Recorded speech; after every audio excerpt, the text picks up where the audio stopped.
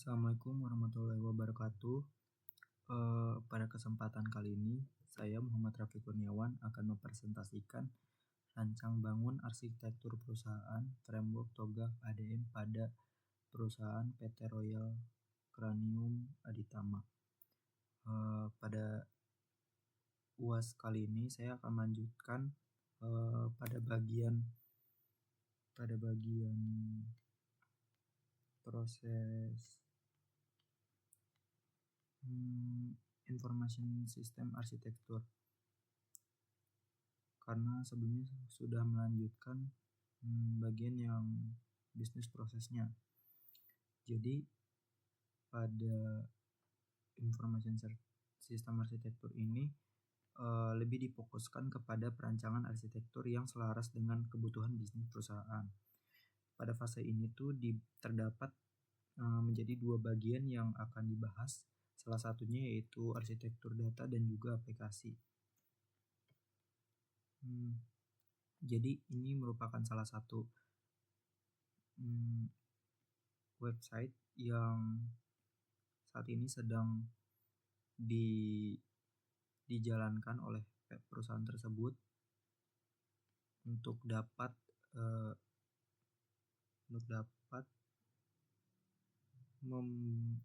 membuat semacam formulir gitu untuk brief projectnya terkait seperti apa. Jadi sebenarnya layanan yang ditawarkan oleh PT Cranium ini tuh mencakup 8 pilar utama seperti mobile app, web app, dan website. Selain itu di sini PT Cranium juga mengembangkan sebuah produk unggulan yaitu Cranium ERP atau disebut Enterprise Resource Product. Jadi sebuah planning maksud saya. Jadi sistem ini tuh dirancang buat membangun sistem yang masih skala kecil dan menengah, juga bisa dalam mengelola manajemen dari segala manajemen penjualan, pembelian, stok keuangan, dan akuntansi secara otomatis. Jadi bisa memanage segala dalam bentuk transaksi yang ada di perusahaan ini. Kemudian dari sini tuh saya merancang bagaimana data arsitektur ini bisa berperan penting dalam menyusun sebuah struktur data yang nantinya bisa dibutuhkan oleh suatu organisasi atau perusahaan dalam konteks pengembangan enterprise arsitektur. Jadi sebenarnya tujuan dari fase ini adalah untuk dapat mengidentifikasi, mengklasifikasikan, serta memetakan jenis-jenis data beserta sumber-sumbernya yang berperan sebagai fondasi dalam mendukung layanan serta proses bisnis inti dari perusahaan. Jadi di sini data arsitektur ini diliputkan menjadi 9 entitas. Salah satunya itu ada klien, project, user akun, task, desain aset, modul, feedback, invoice, dan kontak. Jadi entity inilah yang akan bekerja nantinya sesuai deskripsinya. Dan di sini bisa dibuat terkait physical data dan juga data type-nya. Selanjutnya adalah application arsitektur. Jadi arsitektur ini tuh juga menjadi salah satu elemen yang paling penting dalam penyusunan information arsitektur, karena bertujuan untuk mengidentifikasi serta merancang struktur hubungan antara aplikasi yang dibutuhkan oleh suatu organisasi atau perusahaan. Jadi ini hasil rancangan aplikasi arsitektur yang ada di perusahaan PT Cranium. Jadi di sini terdiri dari physical application dan juga kegunaan atau fungsionalitas dari aplikasi tersebut. Misalkan di sini ada Cranium ERP system. Jadi sistem ini tuh akan berguna sebagai pengelolaan aktivitas operasional seperti penjualan, pembelian, dan inventory secara real time. Terus juga contoh selanjutnya itu ada Project Management Portal. Jadi seperti sesuai dengan namanya, jadi project ini tuh dapat berguna dalam mengelola segala dalam bentuk jadwal, task, milestone, dan juga kolaborasi project secara digital. Dan selanjutnya ini merupakan diagram application arsitekturnya. Selanjutnya sini memasuki arsitektur berikutnya, yaitu teknologi arsitektur. Jadi teknologi arsitektur ini juga merupakan salah satu tahap keempat dalam siklus TOGAF yang akan difokuskan kepada perancangan struktur teknologi yang menjadi dasar dalam dasar operasional dalam sistem informasi. Terus juga fase ini juga mencakup perencanaan terhadap elemen-elemen yang sangat teknis seperti platform perangkat keras, jaringan komunikasi data, dan juga sistem operasi atau komponen teknologi lainnya yang diperlukan untuk menjalankan aplikasi dan juga layanan bisnis organisasi atau perusahaan. Dan tujuannya ini adalah untuk memastikan bahwa seluruh infrastruktur teknologi mampu memenuhi kebutuhan operasional perusahaan. Jadi ini diagram teknologi arsitekturnya. Jadi ini terdapat 4 bagian yang nantinya akan saya bahas. Jadi di sini contoh yang pertama itu ada teknologi interface. Jadi lapisan ini. Jadi maksud dari komponen ini adalah menjadi sebagai infrastruktur utama atau alat bantu untuk mendukung pengembangan serta keamanan sistem. Selanjutnya di sini ada presentation layer. Jadi lapisan ini tuh dapat menampilkan sebuah UI interface nantinya kepada pengguna.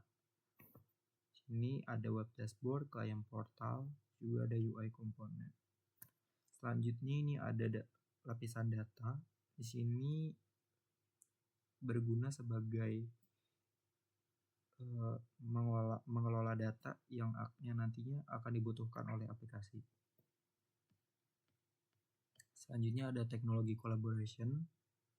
Sini lapisan ini dapat merepresentasikan kolaborasi antara pengguna sistem dan juga tim internal. Salah satunya ada klien, project stakeholder, developer dan juga admin team. Dan yang terakhir adalah device-nya. Jadi ini merupakan sebuah komponen-komponen yang nantinya dapat diimplementasikan kepada perusahaan PT Cranium tersebut. Selanjutnya di sini dari beberapa rancangan proses-proses yang sudah saya bahas sebelumnya, di sini dapat disimpulkan menjadi sebuah opportunities dan juga solusi. Jadi ini tuh merupakan salah satu fase berikutnya dalam framework TOGAF. Jadi tahap ini tuh berfungsi dan juga menjadi salah satu fokus utama kepada identifikasi peluang dan perumusan solusi yang akan memenuhi kebutuhan bisnis, juga bertujuan sebagai menjembatani kesenjangan antara kondisi sistem dengan arsitektur target. Jadi pada proses analisis peluang dan juga solusi, di sini saya menggunakan pendekatan analisis SWOT untuk memahami kekuatan dan kelemahan internal serta peluang dan ancaman terhadap operasional bisnisnya, dan juga nantinya akan dianalisis juga gap matriksnya dengan analisis gap matrix yang dapat dimanfaatkan sebagai evaluasi perbedaan antara kondisi existing dengan kondisi yang ideal, dengan kondisi agar ideal. Sementara roadmap implementasi juga dapat mengimplementasi arsitektur agar lebih terstruktur dan juga sistematis. Jadi selanjutnya di sini pada tahap yang pertama di sini dilakukan analisis SWOT dengan pendekatan strategis yang akan digunakan untuk membantu sebuah organisasi atau perusahaan dalam mengevaluasi kondisi dan eksternalnya. Jadi langsung aja kita bahas analisis SWOT. Yang pertama ini adalah ada kekuatan. Di sini bisa dilihat tertera, yaitu di sini kekuatannya itu ada pendekatan yang secara sistematis. Terus juga selanjutnya bisa menjadi kesesuaian dengan kebutuhan antar perusahaan. Selanjutnya adalah dokumentasi yang komprehensif. Dilakukannya perancangan arsitektur ini agar dokumentasi juga terarah. Selanjutnya di sini ada kolaborasi stakeholder, di mana dengan adanya perancangan arsitektur ini dapat mengalihfungsikan kolaborasi stakeholder secara efektif. Dan juga di sini selanjutnya ada W-nya itu weakness. Di sini kalau saya bisa lihat di sini di sini perusahaan dapat mengevaluasi prosesnya karena di sini implementasinya juga terbatas. Selanjutnya di sini ada ketergantungan pada sumber daya dan juga penyesuaian kapabilitas terhadap perusahaan. Selanjutnya di sini ada opportunities. Jadi yang pertama ini ada transformasi digital, terus juga integrasi sistem yang dapat terukur dan juga sistematis. Selanjutnya adalah ekspansi pasar yang juga adaptif. Selanjutnya di sini ada threats, yaitu ancaman. Di sini dapat dilihat bahwa perubahannya itu sangat cepat bagi dunia industri teknologi TI untuk sekarang ini. Selanjutnya di sini juga ada resistensi internal dan juga keterbatasan anggaran. Nah, jadi analisis SWOT tersebut berdasarkan nantinya jika perusahaan ini mengimplementasikan arsitektur perusahaan di dalamnya. Jadi selanjutnya di sini ada analisis matrix gap. Jadi analisis ini tuh dapat dilakukan dengan membandingkan kondisi sistem arsitektur yang sedang berjalan saat ini, dengan tujuan menjadi sebuah nantinya sebagai tujuan akhir dari organisasi. Nah, jadi analisis ini tuh difokuskan kepada menjadi 5 area utama yang nantinya akan menemukan adanya celah atau hal-hal yang perlu ditangani secara strategis agar dapat mengimplementasikannya dengan solusi yang tepat. Jadi di sini ada 5 area. Yang pertama itu ada pengelolaan data. Jadi ini contohnya ya. Di sini yang pertama itu ada pengelolaan area. Maksudnya di sini ada area pengelolaan data. Selanjutnya di sini ada sistem dokumentasi proyek yang nggak kesebar dan nggak terintegrasi secara penyeluruh. Makanya dari kondisi saat ini idealnya tuh perlu adanya sistem dokumentasi dan manajemen agar proyek dapat terpusat dan juga terstandarisasi. Di sini gapnya itu tinggi dan solusi yang ditawarkan adalah butuh adanya penerapan sistem data warehouse dan juga repository proyek yang saling terintegrasi. Jadi dalam analisis mata gaps ini nantinya akan dilihat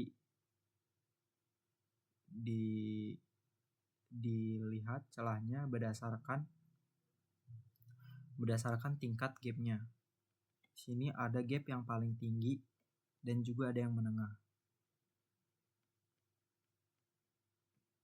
Baik, langsung menuju kesimpulan. Jadi proses perancangan arsitektur bisnis ini telah berhasil mengidentifikasi dan memetakan struktur organisasi dengan pendekatan visual yang sistematis. Proyek ini dapat menggambarkan keterkaitan antara fungsi dan juga alur kerjanya yang dapat mendukung pencapaian tujuan strategis perusahaan. Dan juga hasil dari proyek perancangan ini diharapkan dapat menjadi dasar dan peningkatan efisiensi proses, menjelas tanggung jawab setiap perannya, dan juga mendukung pengembangan sistem informasi atau inisiatif digital yang lebih terstruktur di masa mendatang. Sekian presentasi proyek UAS Arsitektur Perusahaan. Kurang lebihnya mohon maaf. Terima kasih atas kesempatan yang telah diberikan.